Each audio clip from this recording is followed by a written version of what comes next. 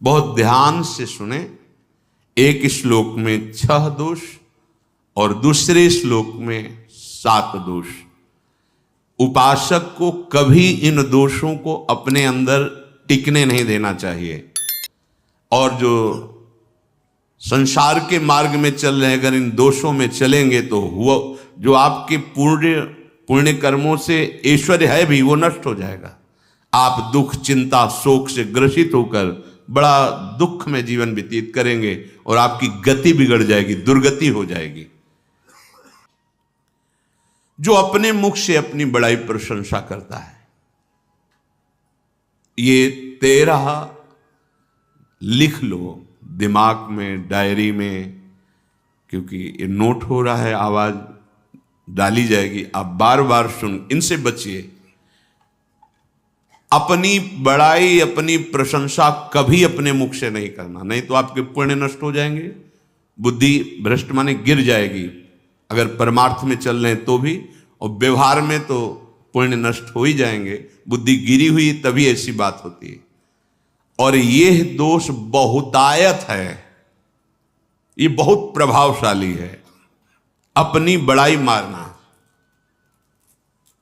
इसको देख लो, पकड़ो, सत्संग है। अपने मुख से कभी अपनी बड़ाई ना करना। अगर कोई अपने मुख से अपनी बड़ाई करता है तो उसके सुकृत नष्ट हो जाते हैं, बुद्धि भ्रष्ट माने गिर जाती, पतित हो जाती है, फिर निर्णय ठीक नहीं। अगर हमारा सारथी, हमारा ड्राइवर मूढ़ हो तो कहीं भी हमको गिरा देगा, तो वो बुद्धि भ्रष्ट मतलब गिर जाती है, निर्णय करने लायक नहीं रहती। अपनी प्रशंसा अपने मुख से करना। दूसरा, लोलुपता, ये वृत्ति नहीं होनी चाहिए। धर्म से चलेंगे, धर्म के द्वारा जो हमें प्राप्त होगा उसी से हम अपना भरण पोषण करेंगे। आपके बच्चे स्वस्थ होंगे, बुद्धिमान होंगे, परिवार में बहुत सुख और शांति होगी। भले दीपक की तरह जलो, बहुत काल तक रहेगी। लक्ष्मी जी भी आपके घर में बहुत काल, हम ये नहीं कहते कि बहुत नहीं, जितनी है बहुत सुख शांति से चलोगे। अगर लोलुपता करोगे, हिंसा, छल कपट, व्यभिचार, चोरी, ऐसे धन आ जाए, वो आएगा, लेकिन वो हाइलोजन की तरह आएगा, एकदम प्रकाश और फ्यूज, बिल्कुल अंधकार करके जाएगा। देख लेना, तुम्हारे जो सुख के हेतु हैं, तुम्हारा शरीर, तुम्हारे बच्चे, तुम्हारी पत्नी, तुम्हारा परिवार, उसको देख के तुम रात दिन जलोगे बिना आग के। ऐसे उनके आचरण होंगे, ऐसे उनके अंग होंगे, ऐसे उनके दिमाग होंगे, ऐसा उनका व्यवहार होगा।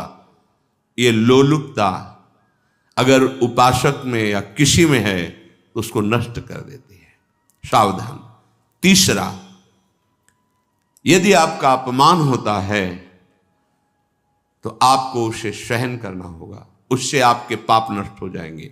जो तनिक सा भी अपमान होने पर बहुत क्रोध करके दूसरे का अपकार करने लगता है, ये आपका पतन करा देगा, ये आपको फंसा देगा, हृदय जलेगा, अर्थव्यवस्था नष्ट होगी, पूरा परिवार दुखी होगा। जरा सा अपमान की संभावना में आप किसी से भी भिड़ गए, किसी से भी, वो ये प्रवृत्ति आपका पतन कर देगी। उपासक में तो अपमान सहना अमृत है, नीचापमानम शुद्धा, पर व्यवहार में भी ज्यादा उत्तेजित मत होइएगा। ये तो कुछ मिनट की बात है, अगर आपने उसे मारा पीटा, रिपोर्ट हुई कानून की, ओ फंसते चले जाओगे, अर्थ जाएगा, समय जाएगा, चिंतन जाएगा, बहुत तरह से हानि हो जाएगी। अगर आप सह गए तो आपका सहना उसके लिए आग बन जाएगा। उमा क्षमा साप होते भारी, तुम्हें दंड देने की जरूरत नहीं, उसका एक कर्म ही उसे दंड दे देगा। आप शांत हो जाइए, आप सत्संगी हैं, आप शांत रहिए। चौथा, निरंतर क्रोध और उसका चिंतन। बैठे बैठे बस द्वेषियों का चिंतन ही हो रहा है, अंदर क्रोध का चिंतन और द्वेषियों का चिंतन ही हो रहा है। द्वेष भरी बातें, द्वेष भरे क्रियाएं, उन्हीं का चिंतन करके जलते रहना क्रोध से। उपासक को तो क्रोध करना ही नहीं चाहिए, बहुत शांत ठीक है, अभ्यास में कभी क्रोध हो सकता है, उसको फिर समन करो, अंदर से प्रायश्चित जैसा कि अब गलती हुई, आगे नहीं करेंगे। और व्यवहार में भी क्रोध को आप पीना सीखें। अगर बार बार आपका क्रोध प्रकट होता ही रहेगा, आपका स्वभाव बिगड़ जाएगा, आपके पुण्य नष्ट हो जाएंगे और आपका जीवन नष्ट हो जाएगा। देने वाला उतना दे देगा आपको, आनंदित रहो। पैसा खर्चा, सब पूरे जीवन का विध्वंस मचा दिया क्रोध ने।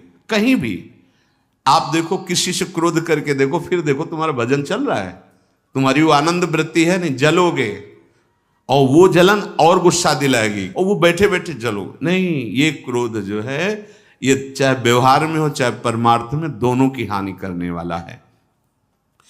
और आश्रित जनों की रक्षा ना करना।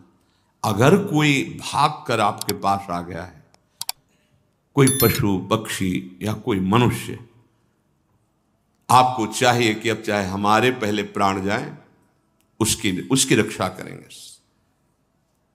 सीवी जैसे तो कोई बिरले ही होते हैं, पर इतना जरूर ध्यान रहे, जैसे कोई पशु पक्षी किसी भय से आपकी सीमा के अंतर्गत आ गया है, अब उसकी रक्षा करनी है आपको।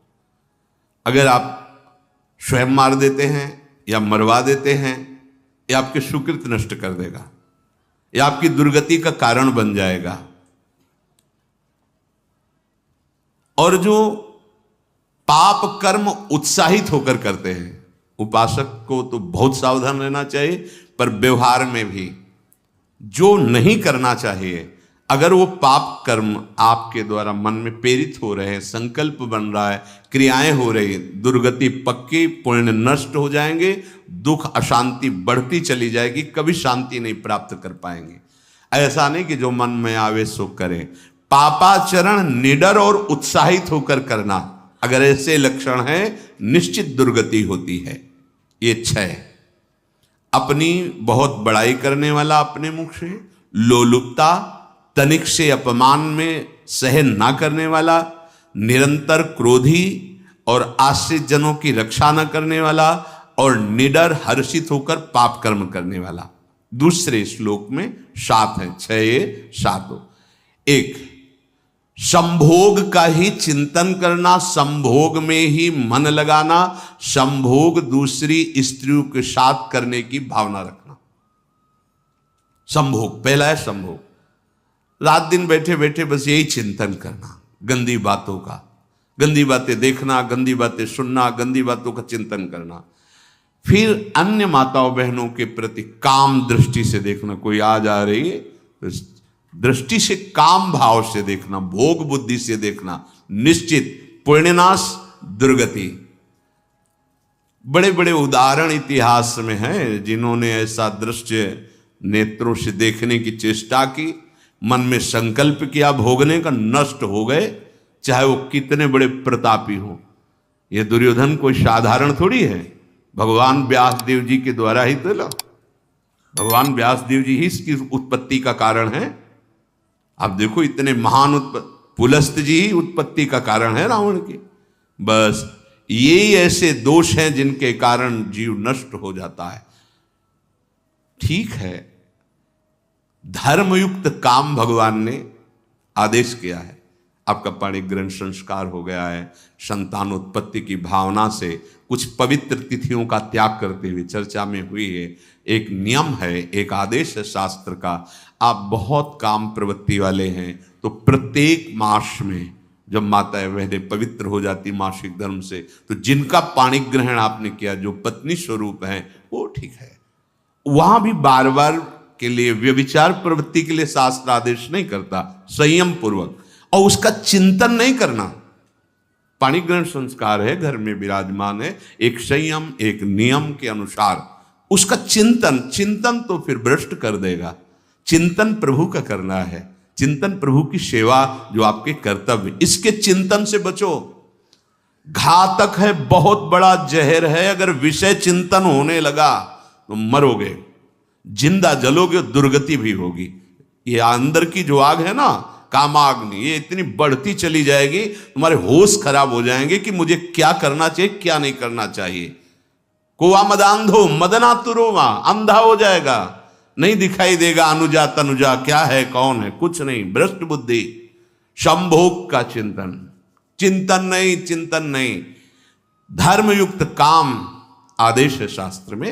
यदि आप प्रवृत्ति मार्ग में हैं तो अपनी पत्नी को जो पाणिग्रहण स्वीकार किया है, वहां भी पवित्र तिथियों का त्याग करते हुए, एकादशी है, रामनवमी है, नव दुर्गा है, जन्माष्टमी है, राधाष्टमी, जो पवित्र तिथियों का त्याग करते हुए और ऐसे जो मर्यादाएं हैं उसके अनुसार, और कहीं पराई स्त्री के साथ संभोग की बात निश्चित निश्चित दुर्गति पक्की है।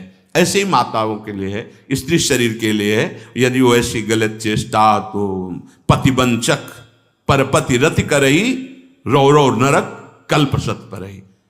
ये भोग चिंतन से बचने की चेष्टा कीजिए तो क्रिया से अपने आप बच जाएंगे। क्रिया के पहले चिंतन होता है, चिंतन से ही क्रिया का आवेश आता है।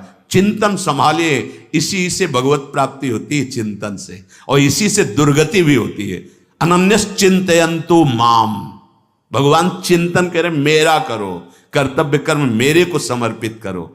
अब जब चिंतन संभोग का होगा तो बुद्धि भ्रष्ट हो जाएगी। ये जो राक्षसी प्रवृत्तियां सुनने को मिलती है ना कि ऐसा हुआ ऐसा हुआ, वो देखा सुना और चिंतन किए, अब इतनी राक्षसी वृत्ति आ गई कि बस अब उनमें और राक्षसों में कोई अंतर नहीं रह गया।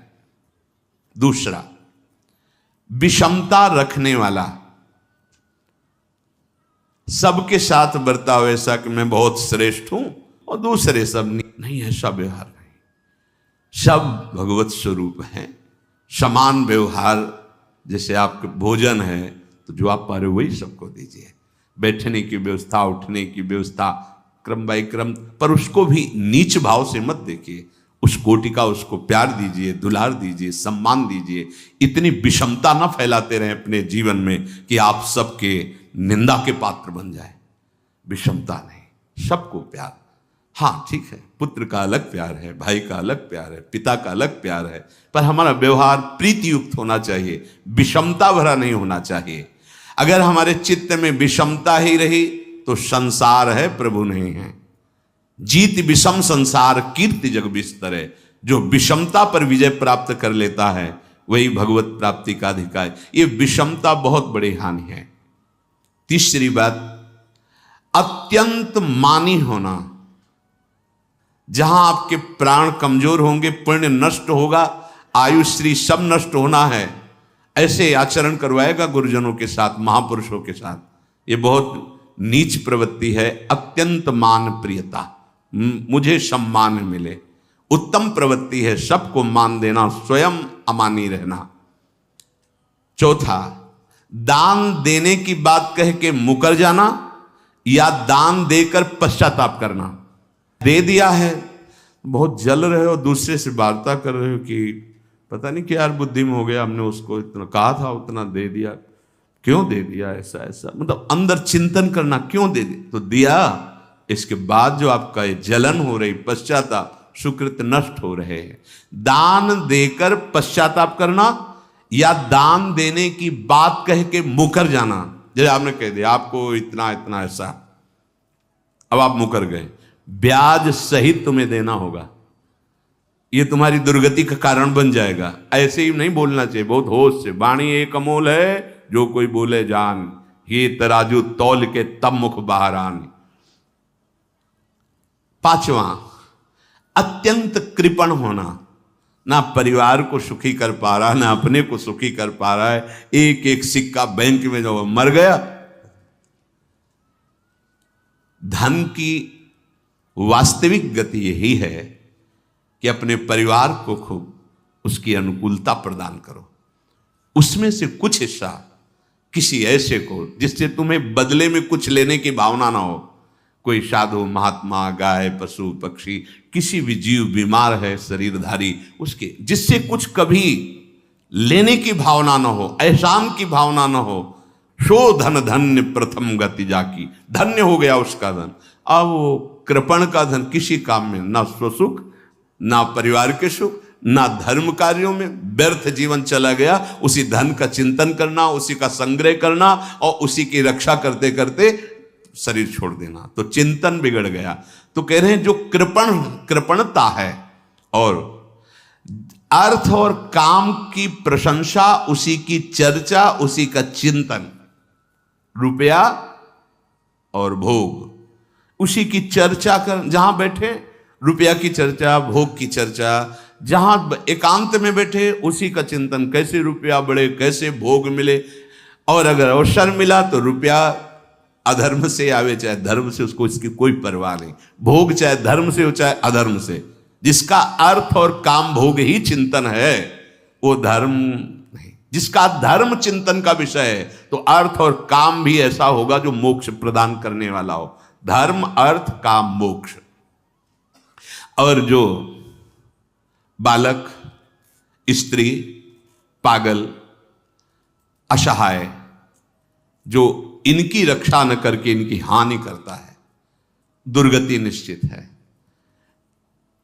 माना आपकी पत्नी है, उसका स्वभाव बिगड़ा हुआ है, क्रोधी है, कटु वचन बोल, लेकिन आपके ही प्रारब्ध के लिए, माना आपका पति ऐसा स्वभाव वाला, पर आपके ही प्रारब्ध से तो संयोग बना है आकर, अब इसका निर्वाह कर ले जाओ तो पवित्र हो जाओगे दोनों।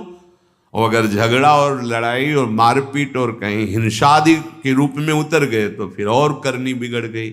बालक है, आप उसको ज्ञान नहीं कि आप पवित्र है, क्या आप पवित्र है, उसको ज्ञान नहीं कि आप उसके साथ व्यवहार अच्छा कर रहे हैं कि बुरा कर रहे हैं। रक्षा करनी है आपको, शोषण नहीं करना। कह रहे हैं स्त्री, बालक और पागल, जैसे विक्षिप्त है, पागल है, आपको रक्षा करनी है। बन जाए तो उसको भोजन, ऐसा नहीं कि ईंट मारो, उसको अपमानित करो।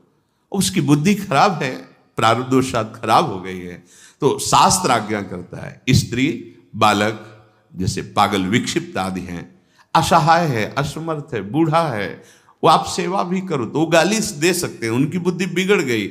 आपको उनको दंड नहीं देना, मारना नहीं है आपको। मान लो आपके बड़े बूढ़े बुजुर्ग जन हैं, आप सेवा भी कर रहे हो तो आपको कटुवचन बोल सकते हैं, आपकी निंदा कर सकते हैं, लेकिन आपको उनके साथ व्यवहार सद करना है। अगर आपने इन दोषों को स्वीकार किया तो निश्चित आपकी दुर्गति होगी, न इस लोक में आपको शांति मिलेगी न परलोक में। इसलिए इन दोषों को बार बार सुन करके और हृदय में जांचो कि कहीं है तो नहीं, अगर है तो सत्संग, भजन बल, भगवत प्रार्थना के बल से इन दोषों का त्याग कर दो, जीवन मंगल में है। निराश हो जाता है, उदास हो जाता है, नहीं। हम एक बार निश्चय करें कि बहुत से जन्म हमने माया के लिए दे दिए, एक जन्म हम प्रभु की भक्ति के लिए देते हैं।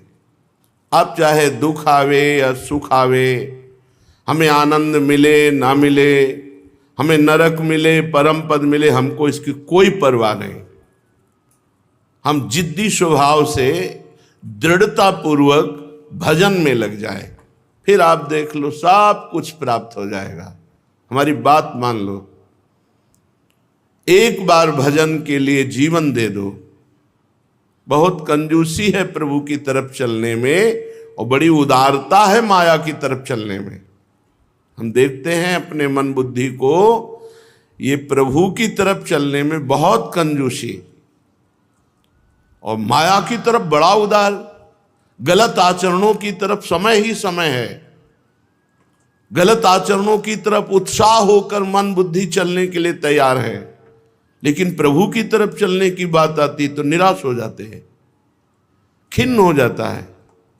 अरे जहां उत्साह होना चाहिए वहां उदासी, और जहां उदासी होना चाहिए वहां उत्साह, ये विपरीत बुद्धि। माया की तरफ, भोगों की तरफ, संसार की असत क्रियाओं की तरफ उदासीन अति रही गोसाई। उदासीनता चाहिए तो उधर उत्साह है, और प्रभु की तरफ बहुत आनंद में उत्साह होना चाहिए। उत्साह संपन्न, समुत्कंठा, नाम गाने सदा रुचि, उत्साह के साथ, उत्कंठा पूर्वक, आनंद पूर्वक खूब नाम कीर्तन, नाम जप, भगवत चर्चा, कथन, श्रवण।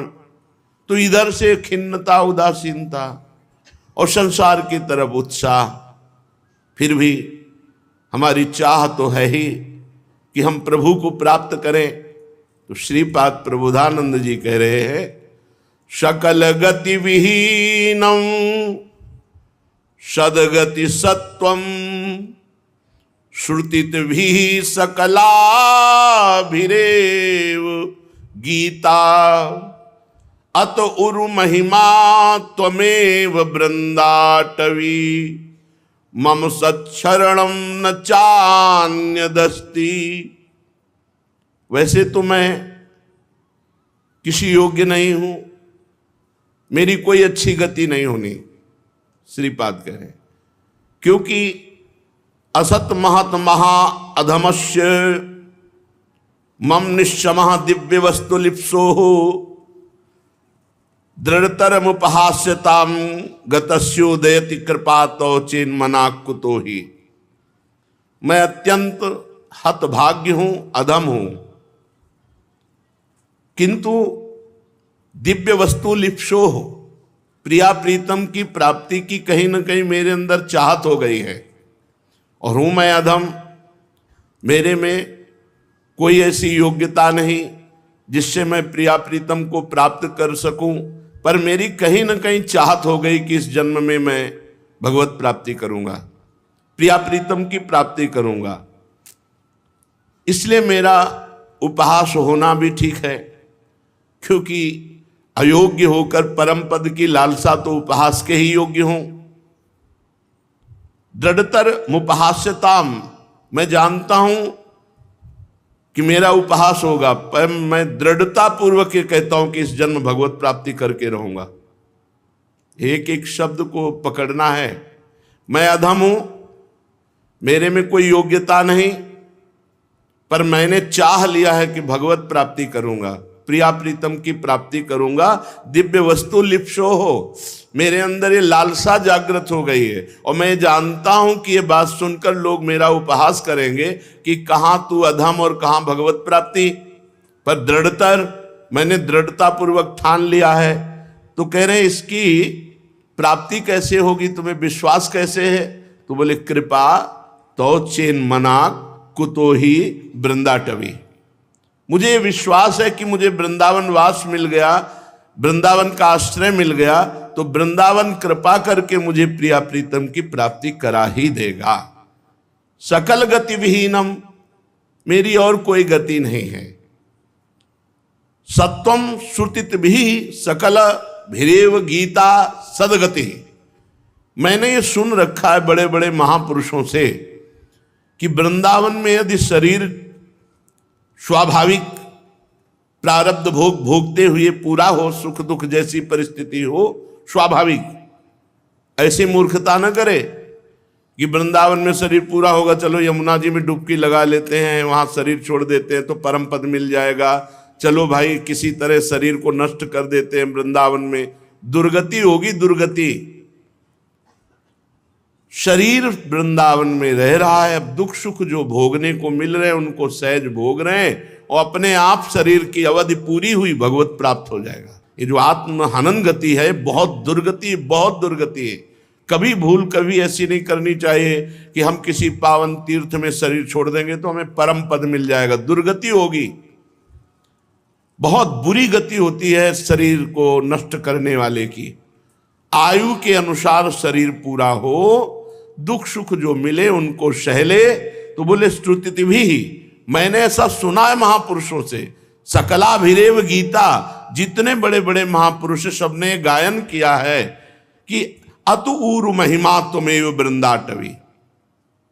ये केवल आपकी ही महिमा है कि आप में शरीर छूटने वाले को प्रिया प्रीतम की प्राप्ति होती है। सकल कल्याणों का मूल है भगवत तत्व में विलीन हो जाना, और इसका भी परम रस है कि प्रिया प्रीतम के समीप रहकर उनकी सेवा करना, उनके दर्शन, उनकी लीलाओं का दर्शन करते हुए लीला में सम्मिलित होते, ये महासुख वृंदावन प्रदान करता है। आहा परम मग्नो सर्वसेतुर्ब्रज युवराज इहात्युदार भाव। आहा, यहां के युवराज विराजमान है श्री प्रिया प्रीतम। मेरे दोनों राजा हैं। एक परमहंस जी 20-25 वर्ष पहले यमुना किनारे रहते थे, दिगंबर नंग धड़ंग, वो बस वृंदावन के उस पार रहते थे। ऐसे कहते कहते मेरे राजकुमार राजकुमारी, थोड़ी थोड़ी देर में ऐसे उन्मत्त होकर वृंदावन की तरफ ऐसे हाथ करते और कहते मेरे राजकुमार मेरी राजकुमारी। बाहरी लोग समझ नहीं पाते थे ये राजकुमार राजकुमारी प्रिया प्रीतम बड़े ही तप संपन्न दिगंबर रहते थे। कोई ब्रजवासी दे दे तो पालिया नहीं भूखे, ऐसे यमुना की पल्ली पार रहते, थोड़ी थोड़ी देर में एकदम भागते हम वृंदावन की तरफ से मेरे राजकुमार मेरे राजकुमारी। हे प्रिया प्रीतम प्रेम देखते हैं, प्रेम। युवराजा इहात्युदार भाव, हमारे राजकुमार राजकुमारी बड़े उदार भाव वाले, अति उदार विवि सुंदर सुरत सूर सुकुमार, अति उदार, ये अपने आप को दे देते हैं। अभी आप सोच भी नहीं सकते कि कैसा सुख होता होगा। राधा पी जी चलते नहीं हैं, स्पष्ट बात नहीं करते, पर भाव भंगियों के द्वारा ऐसे चित्त चुराते कि लगता है इससे बड़ा कोई सुख ही नहीं। और सो जो जब सच्चिदानंद बप्पू ये धारण करके बोलेंगे, हंसेंगे, खेलेंगे, आदेश करेंगे, कैसा लगेगा? इससे बड़ा कोई सुख नहीं। मोक्ष को भी तुदकी कृत्य कर दिया प्रिया प्रीतम के साक्षात सेवा सुख ने। कैसे कल यही कह रहे थे कि कभी कभी बहुत विकलता होती है कि प्रभु आप 6-6, 8-8 घंटे खड़े रहते हैं, हम तो आपके दर्शन किए बैठ गए, आपके दर्शन किए 4 कदम चल लिए, आप तो केवल दर्शन देने के लिए एक ही मुद्रा में खड़े रहते हैं। चाहे बिहारी जी हो, राधा रमण जी हो, राधा वल्लभ जी हो, जब विचार करो तो लगता है करुणा वरुणालय, आप जैसा कौन कृपाल होगा कि आप स्वयं कष्ट सहकर दूसरों को सुख देने के लिए हर समय खड़े रहते हैं, एक ही मुद्रा में खड़े रहते हैं। और सच्चिदानंद बप्पू हैं, तुम्हें कैसे बताएं, आप मूर्ति की भावना करेंगे तो मूर्ति दिखाई देंगे, आप साक्षात भावना करेंगे तो साक्षात विराजमान है। जाकी रही भावना जैसी प्रभु मूर्ति देखी तिन तैसी। कभी कभी लगता है कि हमारे ऊपर प्रभु की बहुत कृपा है, हम सबके ऊपर, जो सेवा ले रहे हैं, सेवा ले रहे हैं। थोड़ी सी भी राय की भी सेवा अगर आपने प्रिया प्रीतम की है, वो अपने को ऋणी मानते हैं, ऐसे उदार है, अति उदार। सकल उदार नृपति चूड़ामणि सुख वारिद बरसायो। सुख के मेघ वर्षा कर, जैसे मेघ आए वर्षा कर, ऐसे सुख की वर्षा, ऐसी भावभंगियां, ऐसी लीला, वो सीधे दिमाग में बैठते हैं, दिमाग में। हे वृंदावन के राजा श्यामा श्याम, आप महान उदार हैं, आप महान करुणा वरुणालय हैं, और मेरे में बिंदु मात्र भी कोई साधन नहीं है, पर अब मुझे कोई लज्जा नहीं है क्योंकि मैं आपका हो गया हूं। ये मस्ती है, मस्ती। अभी किसी उपासक से कह रहे थे, ए भाई तुम मेरी बात पकड़ लो, केवल ना तुम नरक की, ना स्वर्ग की, ना मोक्ष की, ना परम पद की कोई चाह मत करो, ना अपने में देखो कोई उन्नति हो रही कि नहीं, अपने में कोई भाव बन रहा है कि कुछ मत देखो, एक बात केवल देखो कि तुम प्रिया प्रीतम का सुमिरन कर रहे हो कि नहीं, बस इतनी बात तुम पकड़ लो। शेष प्रिया प्रीतम, शेष प्रिया प्रीतम योगक्षेमम वाहम्यम, अप्राप्ति की प्राप्ति कराना और प्राप्ति की रक्षा करना, ये उनका कार्य है। हमारा कार्य है सतत स्मृति, अखंड स्मृति, निरंतर सुमिरन। श्रीपाद कह रहे मेरे में बिंदु मात्र भी कोई ऐसे लक्षण नहीं, कोई सद्गुण नहीं, और मुझे कोई लज्जा नहीं है। क्यों? क्योंकि मैं आपका हो गया हूं, और आप अति उदार हैं, आप सकल उदार नृपति चूड़ामणि हैं, जितने भी उदार हैं उनके राजा हैं आप। इसलिए मुझे कोई लज्जा नहीं लगती, मैं आपका हूं। अब आप देख लीजिए, अगर आपको लज्जा लगे कि मेरा जन होकर इतना नीच, तो आप सजा दो, आप दैवी संपदा से युक्त कर दो, आप हमें भागवतिक सद्गुण दे दो। त्वयि चिरमधिराप्य सर्वशक्ति, आप कोई कमजोर हो क्या? अनंत शक्तियों के स्वामी हो आप। परम चमत्कृति मत्यनंग कुशाश्वाम, आप सदैव प्रेम रस में डूबे रहते हो। प्रियाजू के संग सदैव प्रेम में डूबे हुए वृंदावन में विहार करते हो। सुखम रमत राधयैव वृंदावनम कथम अत्र तदा भावानुदास्ताम। मैं आपसे अपनी बात क्या कहूं, आप प्रियाजू के साथ वृंदावन में प्रेम पूर्वक विहार कर रहे हैं, आनंदोन्मत्त हो रहे हैं, अनंत शक्तियों के स्वामी हैं, और मेरी दुर्दशा है। मेरा मन, मेरी बुद्धि, मेरा चित्त संसार की तरफ जा रहा। मैं अपनी दास्ता क्या कहूं, अपनी बात आपसे क्या कहूं। बस इतनी बात है कि आपका हूं तो आप हमसे उदासीन नहीं हो सकते। जा पड़ा है, ऐसा नहीं हो सकते। आप मेरे विषय में उदासीन नहीं हो सकते। आप, ये दावा है, क्योंकि मैं आपका शरणागत हूं। और आप त्वयि चिरमधिराप्य सर्वशक्तिम, समस्त शक्तियां आप में विराजमान हैं। आप तो प्रेम में उन्मत्त होकर प्रियाजू के साथ वन विहार कर रहे, और मेरी दुर्दशा है, मेरा मन बुद्धि आप में न लगकर ये संसार में जा रहा है। इसलिए हे करुणा में, आप हमसे उदासीन नहीं हो सकते। आपसे लड़ जाऊंगा, क्योंकि मैं आपका हूं। आप हमसे उदासीन कैसे हो सकते हैं? आप हमारी तरफ दृष्टि कृपा की कीजिए और हमारे मन बुद्धि को अपने में लगाइए। मेरे में सामर्थ्य नहीं है। अपरिमित महामहिम निधाम्नि त्वयि परमे परमोल्लासदरसौघैः यदि न रसमहं लभे वृंदावन तपसा त्वयि कोटि वर्षम हेयम। असीम महिमा युक्त आप प्रिया प्रीतम हो। असीम महिमा युक्त वृंदावन है, और आपके भीतर मैं वास कर रहा हूं वृंदावन में, और मेरे में एक बिंदु भी रस नहीं है। वृंदावन, अब कुछ भी हो, चाहे जितना कष्ट मिले, मैं अपना शरीर आप में त्यागूंगा और रसमय हो जाऊंगा। मैं भी जिद्दी स्वभाव का हूं। आप महिमा में, प्रिया प्रीतम महिमा में, और आप में मैं वास कर रहा हूं, मेरे में बिंदु मात्र प्रेम नहीं है, रस नहीं है, तो कोटि कोटि बार चाहे हमें शरीर धारण करना पड़े, इसी वृंदावन में शरीर त्यागूंगा और आपके प्रेम रस में डूबूंगा। क्यों? क्योंकि मैं भी अविनाशी का बच्चा हूं। शरीर भले छूटते जाएं, लेकिन मैं तो मरूंगा नहीं कभी।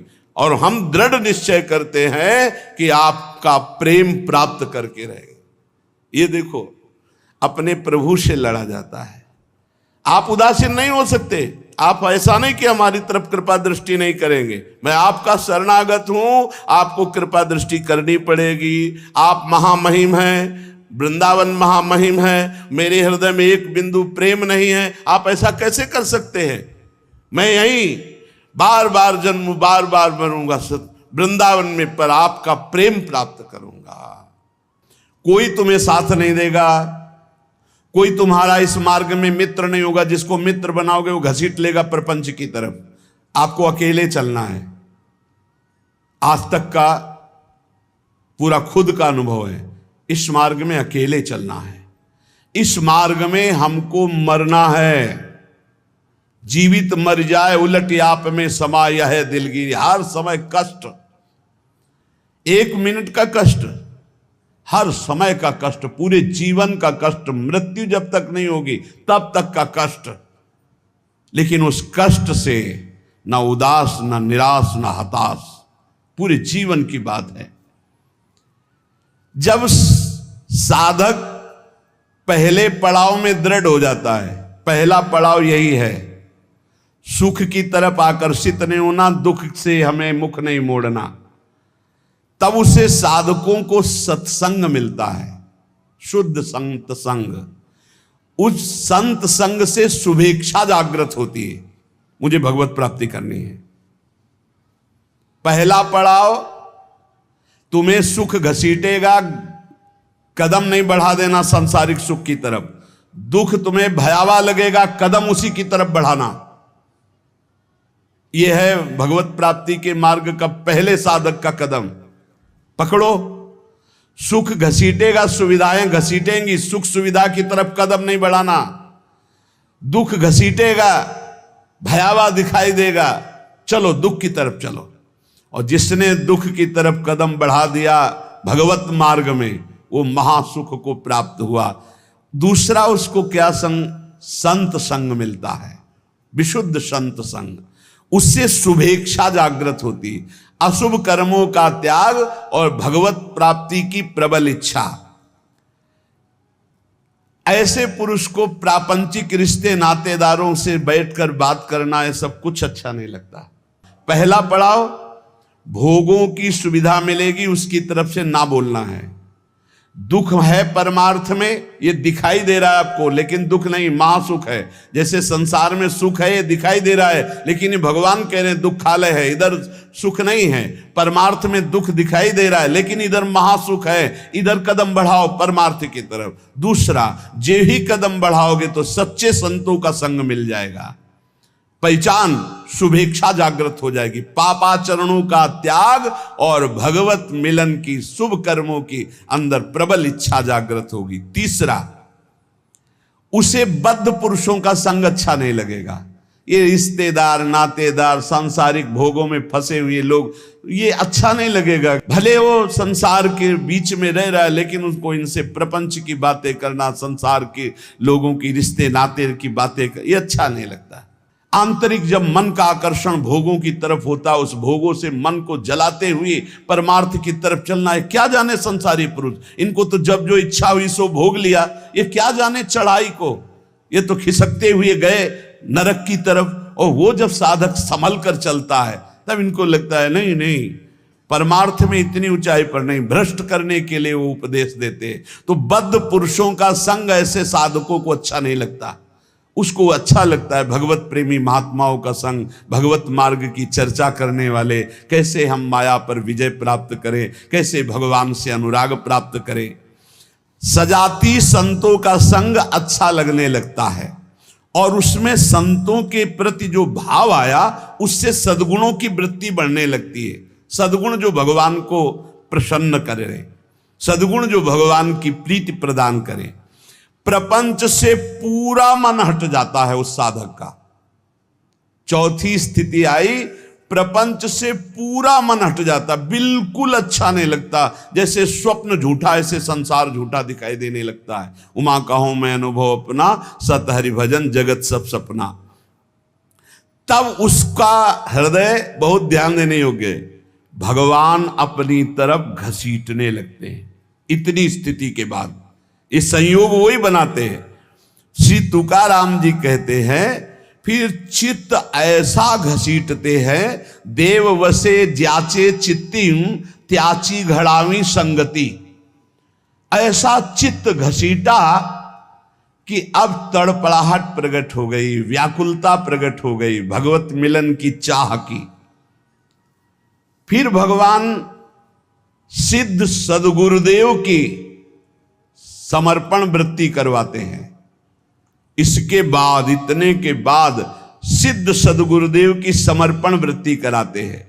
और जहां सिद्ध सदगुरुदेव की समर्पण वृत्ति हुई, उसके आचार विचार चिंतन सब उसी कोटि होने लगे। महापुरुषों का प्रभाव होता है कि बहुत कम समय में, जो हजारों वर्ष की साधना से नहीं होता, कम समय में परिवर्तन प्रारंभ होना शुरू हो जाता है। उसमें वो सब सामर्थ्य आने लगती, वो सद्गुण आने लगते हैं, जिससे वो प्रभु को रिझा सके। ये बातें कभी नहीं होनी चाहिए वैष्णव में। पराई स्त्री का काम भाव से स्पर्श, संयोग, दृष्टि, चिंतन, संभाषण पूर्ण रूप से त्याग होना चाहिए। पराई स्त्री की वैष्णवजन गृहस्थ भी होते हैं, वैष्णवजन विरक्त भी होते हैं। तो जो गृहस्थ हैं वो अपनी स्त्री में धर्मानुकूल, और जो विरक्त हैं भगवत भाव से। पहला वर्ज, पर स्त्री के प्रति दोष दर्शन, पर स्त्री के प्रति भोग वृत्ति की भावना बिल्कुल त्याग दे, नहीं भगवत मार्ग में आगे नहीं बढ़ पाएगा।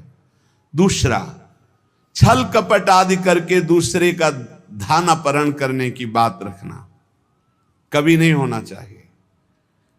दिखावा करके, दंभ करके, पाखंड करके, किसी भी तरह से दूसरे से धन ऐंठने की इच्छा रखना, फिर आप वैष्णव पद्धति में फिसल जाएंगे, आगे नहीं बढ़ पाएंगे।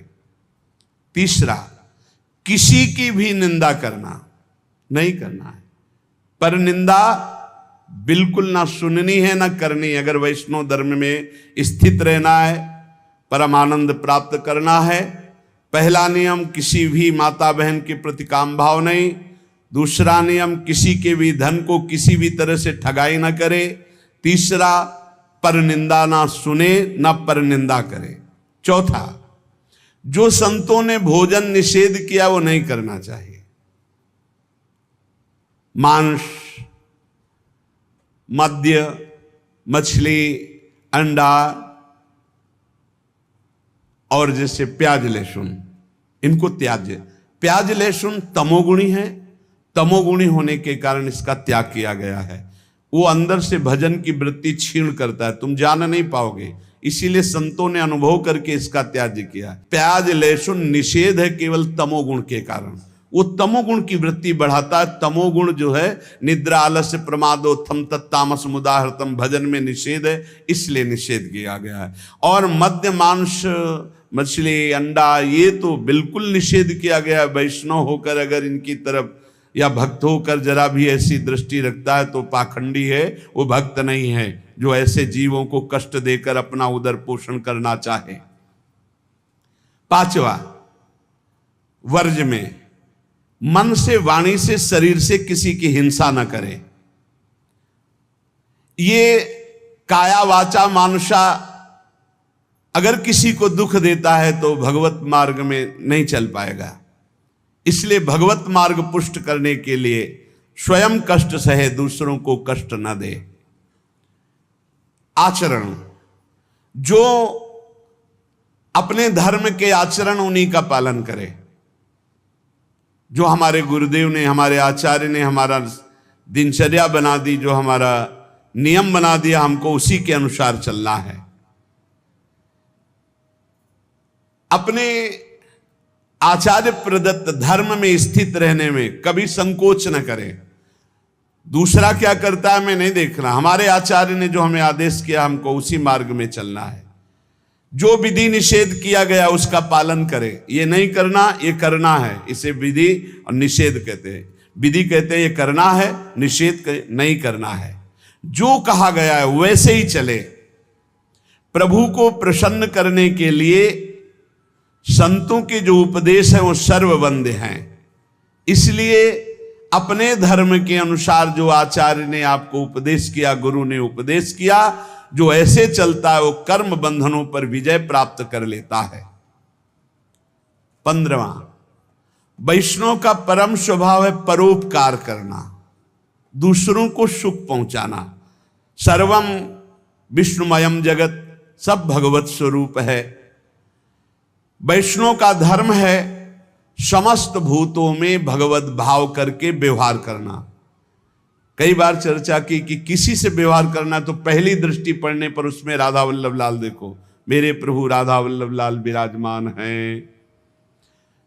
अगर भगवत भाव नहीं किया तो पुण्य क्रिया भले हो जाए, वो भगवान की प्राप्ति कराने वाली क्रिया नहीं। इसलिए अच्युत भावना विहीन कर्म का ज्यादा महत्व नहीं, भगवत भावना युक्त किसी से भी कुछ भी। परोपकार ये बहुत बड़ा धर्म है। कोई बीमार है, कोई कष्ट में है, कोई वृद्ध शरीर है, हमें अवसर मिले तो हमें सेवा करनी चाहिए। अगर हमारे पास अर्थ है, कोई बीमार है, वो अर्थ की अव्यवस्था कारण सही औषधि नहीं उसकी हो पा रही, हमें कूद पड़ना चाहिए, हमें सहयोग करना चाहिए। धन की सार्थकता है इसी बात में कि दूसरों को हम सुख प्रदान कर सके। परोपकार सबसे बड़ा धर्म है। परहित सरिस धर्म नहीं भाई, पर पीड़ा सम नहीं अधमाई। श्री तुकाराम जी महाराज कह रहे हैं कि जब हृदय में भ्रांति उत्पन्न हो जाती है, भ्रांति क्या, भगवान में सुख है ये ना मानकर, भोगों में सुख है ये मानकर जब जीव बहने लगता है तो लुभायमान हो जाता है भोगों से, तो उसको सुख नहीं मिलता। यद्यपि जहां भोग भोग रहा है वहां भी परमात्मा है, क्योंकि परमात्मा के बिना कहीं कोई सत्ता ही नहीं। तो कह रहे हैं वो ऐसे लोग हैं जैसे जोंक या चीचड़, जैसे थन के पास ही वो चीचड़ लिपटा हुआ है पर वो दूध नहीं पिएगा, वो खून चूसेगा। ऐसे ही जहां तुम भोग दृष्टि कर रहे हो वहीं परमात्मा है, उसमें ही परमात्मा है। और सही पूछो तो वही परमात्मा है, क्योंकि जड़ चैतन्य वही बना हुआ है। तुम जिसे भोग दृष्टि से देख रहे हो, चीचड़ की तरह तुम दुख भोग रहे हो, उस सुख सिंधु परमात्मा को नहीं समझ पा रहे। जैसे जोंक है लिपटेगी वो खून ही पिएगी, जैसे मेढक आदि है तो वहीं तालाब में है पर सरोवर में खिला हुआ कमल है, उसको पराग को नहीं पान कर पाएंगे, पराग का पान भौरा ही करता है। ऐसे ही वैष्णोजन भौरे हैं और भगवत विमुख ये चीचड़ जोंक और मेढक के समान टर टर व्यर्थ बातें करना और दूसरों को दुख देना, सुख भोगने के लिए हिंसा आदि तक में उतर जाना। वैष्णव पराग सेवी, भगवत आनंद सेवी भौरे के समान है। सदाचरण, नाम जप और नाम निंदकों से दूर रहना। जो भगवान के नाम की निंदा करते हैं ये जोंक हैं, ये खून पिएंगे, ये चीचड़ हैं, दूध नहीं पिएंगे, परमानंद नहीं भोगने वाले, ये नाना प्रकार के क्लेश भोगने वाले। ऐसे लोगों से दूर रहो जो भगवान की निंदा करते, भगवान के नाम की निंदा करते, भगवत मार्ग की निंदा करते, वैष्णवों की निंदा करते हैं। भगवान का नाम एक नौका है, जो भगवान का नाम जपता रहता है मानो सुदृढ़ नौका में बैठा हुआ है। बिल्कुल चिंता मत करो, आप नाम जप करो, निश्चित आपको भगवत प्राप्ति हो जाएगी। श्री तुकाराम जी कहते भव सिंधु के पार ले जाने वाली सुदृढ़ नौका नाम है। बस बैठ गए नाम में तो अब किसी की मत सुनो, ये आपको पार कर देगी। और तो और की बात रे, गोस्वामी जी कह रहे नाम लेत भव सिंधु सुखाही, करहु विचार सुजन मन माही। नाम लेते भव सिंधु सूख जाएगा, है ही नहीं जहां पार होना हो। खूब नाम जप। ये देखो बड़े बड़े महापुरुषों की बातें हम इसलिए खोज खोज कर आपको सुनाते हैं, आपका दृढ़ विश्वास हो जाए। नाम एक सुदृढ़ नौका है, जो खूब नाम जप करता है उस सुदृढ़ नौका में बैठा हुआ भव समुद्र पार हो रहा है। बिल्कुल किसी की बात मत सुनो। बड़े बड़े सिद्ध महापुरुषों के जीवन चरित्रों को पढ़ के देख लो, केवल भगवान नाम से ही सिद्ध हुए हैं। जितने भी उच्च कोटि के महापुरुष हुए, तुकाराम जी सदैव भगवान के धाम को गए। जितने भी महापुरुष हुए आप उनके चरित्रों को पढ़ के देखो, आपको नाम मिलेगा। नाम जीवन में नाम जितना उतने ही वो महापुरुष हुए। बीज पेड़ से ही प्रकट होता है, पर पेड़ बीज से ही प्रकट होता है। बताओ भाई, बीज फूटता है तब पेड़ प्रकट होता है और पेड़ से ही बीज प्रकट होता है। तो पहले क्या हुआ? बड़ा विचित्र है। ऐसे ही नाम से नामी प्रकट होता है और नामी से ही नाम प्रकट होता है। निर्णय करना कौन बड़ा है, को बड़ छोट कहत अपराधु। तुकाराम जी कहते हैं पेड़ के पेट में बीज है तभी तो फल रूप में आकर फिर बीज बनता है, और बीज के पेट में पेड़ समाया हुआ है। ऐसे ही भगवान में नाम विराजमान है, तभी परिचय होता है, और नाम में भगवान विराजमान है, तभी दर्शन होता है। नाम को पकड़ लो। निर्णय करना बड़ा मुश्किल है कि पहले पेड़ कि पहले बीज, क्योंकि बीज के बिना पेड़ नहीं और पेड़ के बिना बीज नहीं। कैसे पर निर्णय कर पाओगे? बोले पेड़ बड़ा, तो बोले बीज के बिना पेड़ कहां से आ गया? तो बोले बीज बड़ा, तो बोले पेड़ के बिना बीज कहां से आ गया? बीज के बिना पेड़ नहीं, पेड़ के बिना बीज नहीं, तो पहले कौन हुआ? पेड़ हुआ कि बीज हुआ? निर्णय करना मुश्किल है। इसलिए सर्वलोक महेश्वर भगवान का नाम बीज है और भगवान पेड़ है। ऊर्ध्वमूल मधा शाखा मस्वत्तम प्राहुरभ्यम, गीता जी में कह रहे, उसी पेड़ का बीज है नाम, और उसी नाम के पेट में पूरे के पूरे भगवान के ज्ञान वैराग्य भक्ति रूप लीला सब समाया हुआ है। बीज है भगवान का नाम। श्री तुकाराम जी कह रहे हैं, पंडित हो या बालक हो, मूर्ख हो या विद्वान हो, जो नाम को पकड़ लेता है वो सब ज्ञान प्राप्त कर लेता है।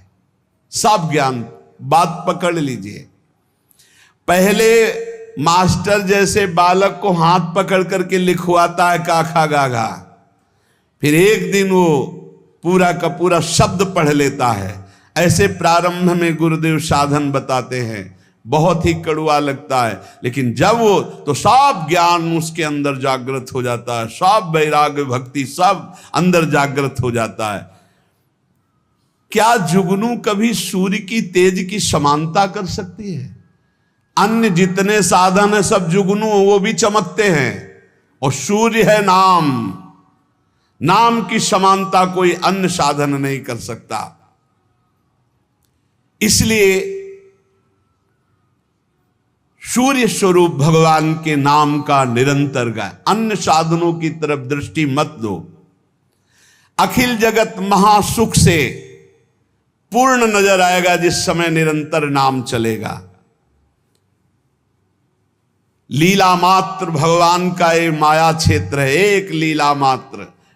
ऐसे तर जाओगे तुम्हें समझ भी नहीं पड़ेगा, सुख पूर्वक संसार से तर जाओगे। इस माया जाल से समाप्त होने के लिए तुकाराम जी कह रहे हैं, केवल मुख से तुम नाम उच्चारण करो, भवबंधन अपने आप छिन्न भिन्न हो जाएगा। केवल नाम उच्चारण करो। ये बड़े बड़े महापुरुषों के वचन हैं। भव सिंधु से पार हो जाओगे बिना प्रयास के, सुख पूर्वक यदि नाम जप करोगे। नाम जप की रुचि और बढ़े, इसीलिए ठाकुर सेवा का सौभाग्य मिला है। जैसे जैसे हृदय पवित्र होगा अपने आप नाम जप स्फुरित होने लगता है। तो जब ठाकुर सेवा का तुम्हें अवसर मिले तो जरूर दौड़ भागो, क्योंकि वो नाम जप में प्रीति बढ़ाएगा। ठाकुर सेवा, श्री जी की सेवा, ये तुम्हारे भजन की वृद्धि कर देगी। इसमें कभी ऐसा मत सोचो कि एकांत में बैठकर अगर मैं नाम जप करता तो ठीक था, ये हमको तो सेवा में लगना। सेवा से नाम जप की प्रीति और बढ़ती है।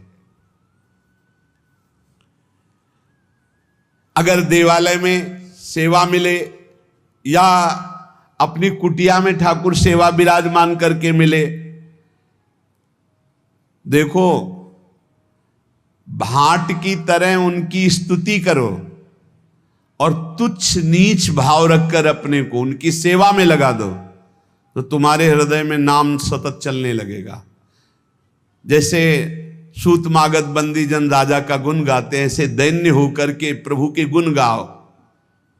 देखो ना बड़े बड़े महापुरुषों के, सूरदास जी के अश्रु चल रहे, पद गा रहे, ठाकुर जी बैठे सुन रहे। ये भगवत मार्ग है, प्रेमियों का मार्ग है। इसमें अलग दैन्य भाव होकर पद गायन कर रहे और एकदम अपने को नीच समझ करके प्रभु की सेवा में लगे। बड़ी कृपा है जो हमसे सेवा करवा रहे हैं, नहीं तो पापाचरण भी तो शरीर से हो सकते हैं। दो बातें यदि हो रही तो तुकाराम जी कह रहे हैं कि नाम जब बहुत शीघ्रता से निरंतर चलने लगेगा।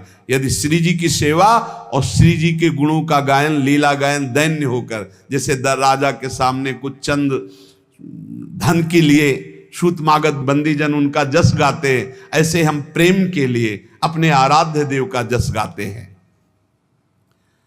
श्री तुकाराम जी कह रहे हैं कि बड़े बड़े देवता भी इच्छा करते कि मृत्यु लोक में मानव देह में हमारा जन्म हो जाए, तो हम ऐसा भजन करेंगे कि भगवान को प्राप्त कर लेंगे, स्वर्ग से भी ऊंची स्थिति प्राप्त कर लेंगे। और तुम मृत्यु लोक के भोगों में फंसकर भगवान को छोड़ रहे हो। तुकाराम जी कह रहे स्वर्ग के देवता इच्छा करते कि कभी भगवान हम पर कृपा करें, हमें मृत्यु लोक में मानव देह दे दे जिससे मैं भजन करके भगवान को प्राप्त करूं, और तुम मृत्यु लोक के भोगों में भगवान के भजन को छोड़ रहे हो। स्वर्ग के देवता स्वर्ग और स्वर्ग के भोग छोड़कर मृत्यु लोक में मानव देह में आकर भजन करके भगवान को प्राप्त करना चाहते हैं। आपको सहज में अवसर मिला मानव देह, अब मृत्यु लोक के भोगों में फंस करके नाम जप मत छोड़ो। इंद्रियां ये कलह करती ही रहेंगी यदि भगवत प्राप्ति नहीं हुई थी। मुझे ये भोग भोगना है, नेत्रेंद्री कहेगी मुझे देखना है, श्रवणेंद्री कहेगी मुझे सूंघना है, जनेंद्री कहेगी मुझे भूंगना। ये सब इंद्रियां, घ्राणेंद्री सूंघने की तरफ, श्रवणेंद्री सुनने की तरफ, भोग इंद्रियां भोगने की, कितनी कलह है। ये कलह तब तक बनी रहेगी जब तक भगवत प्राप्ति नहीं होगी। कल एक प्रश्न कर रहे थे कि मैं बैंक में ऑफिसर हूं, मेरी कामना थी कि मैं एक बड़ा पदाधिकारी बनूं, तो बन गया, लेकिन मुझे शांति क्यों नहीं मिली।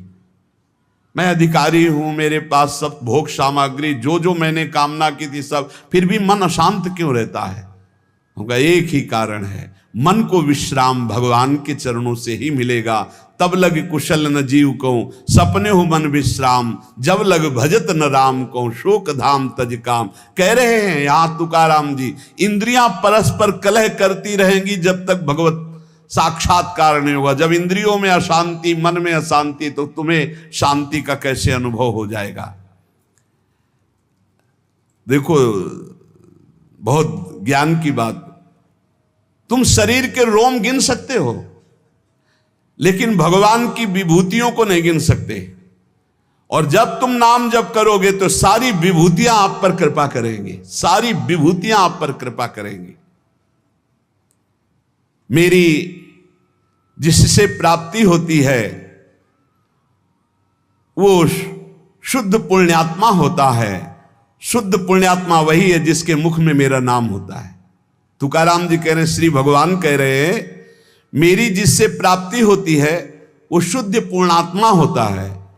शुद्ध पुण्यात्मा कौन होता है? जिसके मुख में मेरा नाम होता है, जो मेरा अनन्य गति का होता है, उसी को प्रेम प्राप्त होता है।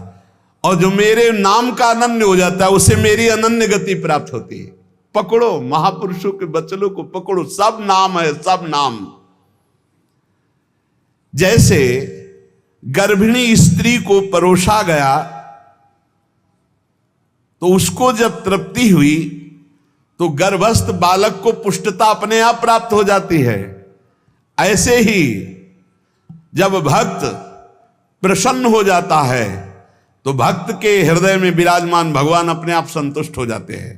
तो नाम जप करे और भक्तों की आराधना करे, अपनी कोई स्वतंत्र इच्छा ना रखे, अपनी इच्छा को भगवान की इच्छा में समर्पित कर दे। माली जल को जिधर ले जाता है उधर ही जल प्रवाहित होने लगता है। हमारे जीवन बगीचा के मालिक हैं भगवान गुरुदेव। जिधर वो हमको ले जा रहे हैं हमको उधर ही बहते चले जाना है।